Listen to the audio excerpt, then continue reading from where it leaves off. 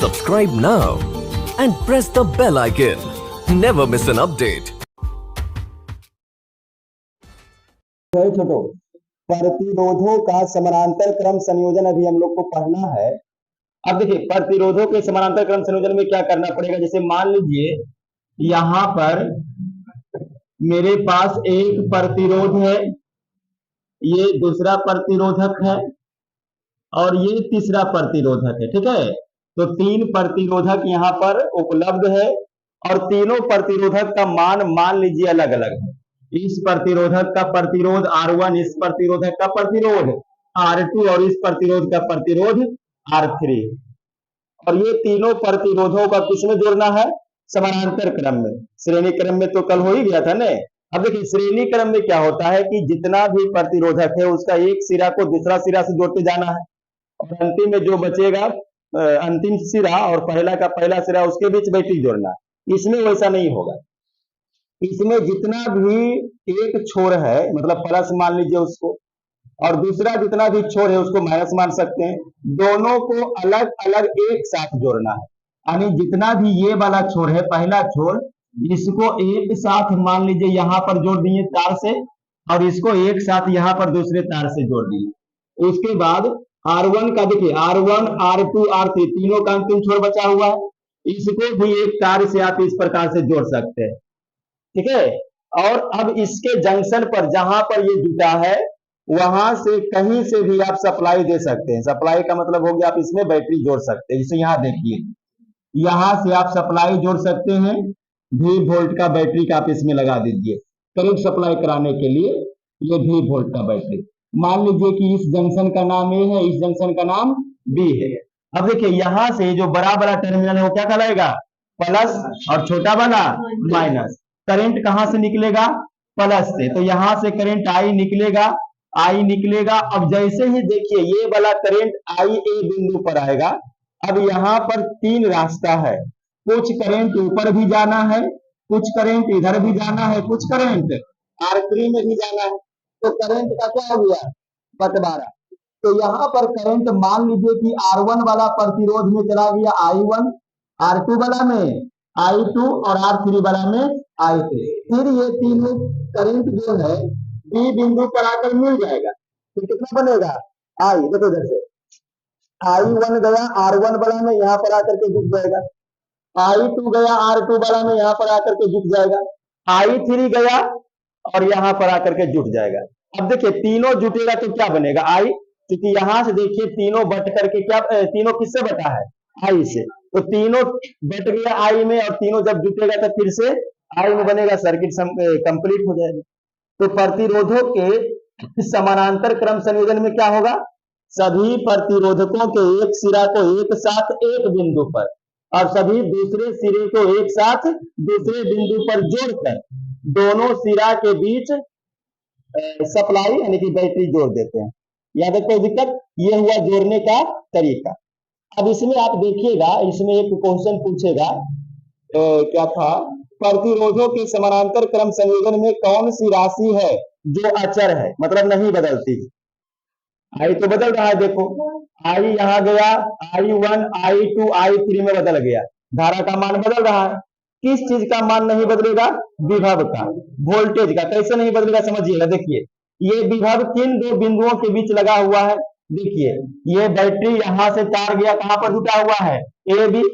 और तीनों प्रतिरोध भी कहां जुड़ा हुआ? तो देखिएगा R1 ए से, R1 का दूसरा छोर भी बी से, फिर R2 का पहला छोर ए से, इसका दूसरा छोर बी से, R3 भी ए से और बी से।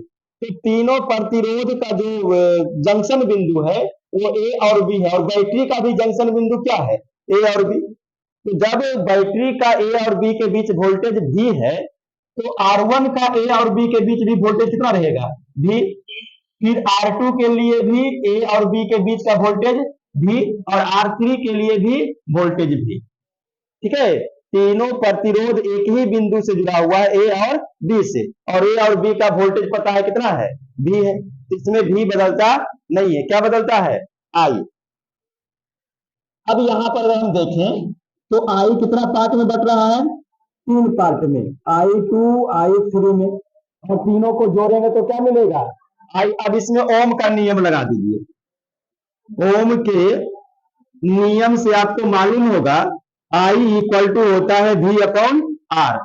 उसके बाद अगर I1 करेंगे तो अब देखिए I1 के लिए कितना होगा? V बटा R1। वोल्टेज सब में एक जैसा रहेगा। प्लस I2 के लिए बताइएगा V बटा R2। I3 के लिए V बटा R3। और देखिए V बटा R इक्वल टू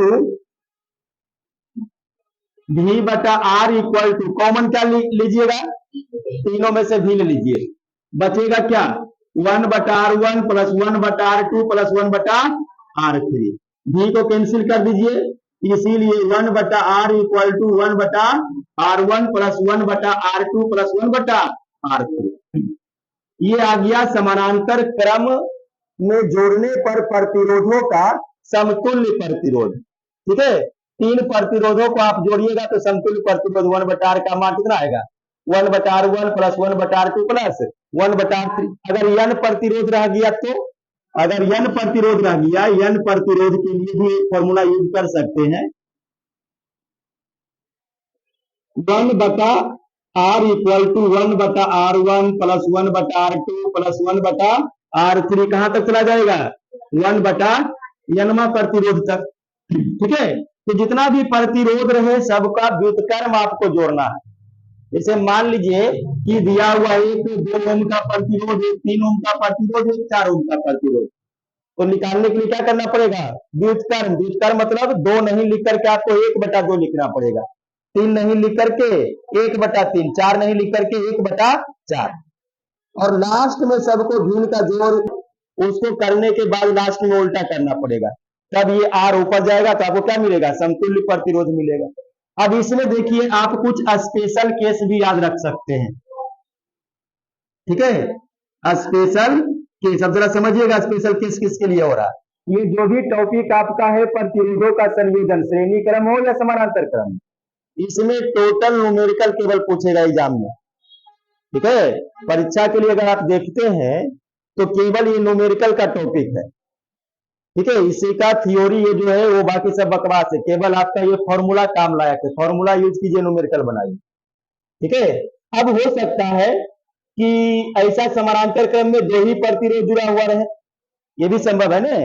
तो अगर ऐसा आता है, केस नंबर 1 देखिए कि यदि R1 एवं R2 प्रतिरोध समानांतर क्रम में जुड़े हों तो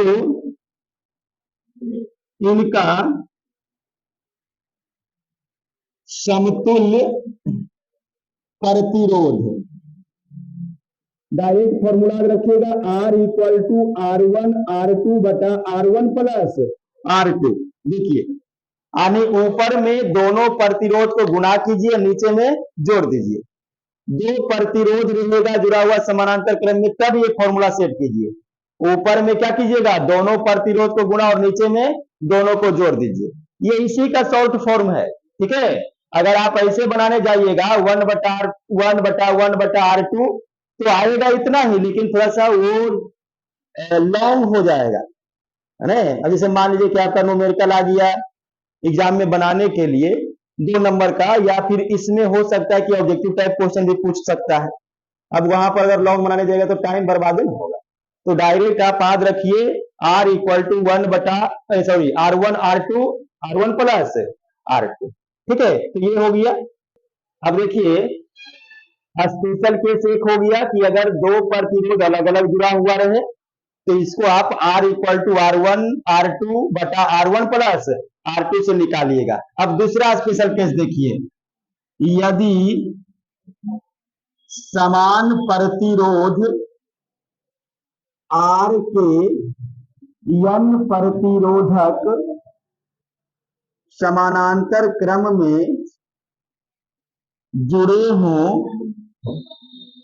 तो इनका समतुल्य प्रतिरोध, ध्यान दो छोटू, अगर सभी प्रतिरोध का मान इसमें एक जैसा हो जाए, जैसे मान लीजिए ये 10 ओम, ये 10 ओम, ये 10 ओम रहे और भी इसके अतिरिक्त 10 ओम वाला 5 6 और रहे, कितना भी रह सकता है।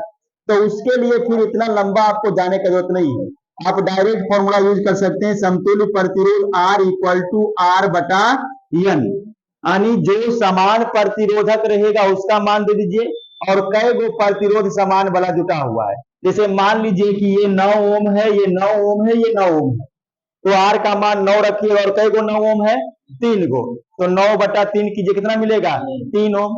और अगर यहां से करने जाइएगा तो यहां से भी मिलेगा 3 ओम, लेकिन थोड़ा सा लॉन्ग हो जाएगा, आपको भिन्न का जोड़ करना पड़ेगा, 2-3 स्टेप उसमें लगेगा, फिर लास्ट में आपको उलटना भी पड़ेगा और ऐसे तुरंत बन जाएगा। तो दो आप फॉर्मूला शॉर्ट में याद रख सकते हैं कि अगर दो प्रतिरोध अलग अलग जुटा हुआ है तब आप समतुल्य प्रतिरोध दोनों को गुणा कीजिए, ऊपर में नीचे में दोनों को जोड़िए 1, और अगर सभी प्रतिरोधक का मान एक जैसा हो तो आप डायरेक्ट R बटा N यूज कीजिएगा, और अगर सभी प्रतिरोध 2 से अधिक हो, 3 4 5 कितना भी अलग अलग है, तब फिर आपको बेसिक फॉर्मूला ये यूज करना पड़ेगा। ठीक है, तो इस प्रकार से प्रतिरोधों का समानांतर क्रम संयोजन के लिए 1 2 और 1 3 फॉर्मूला आप कर सकते हैं। ठीक है।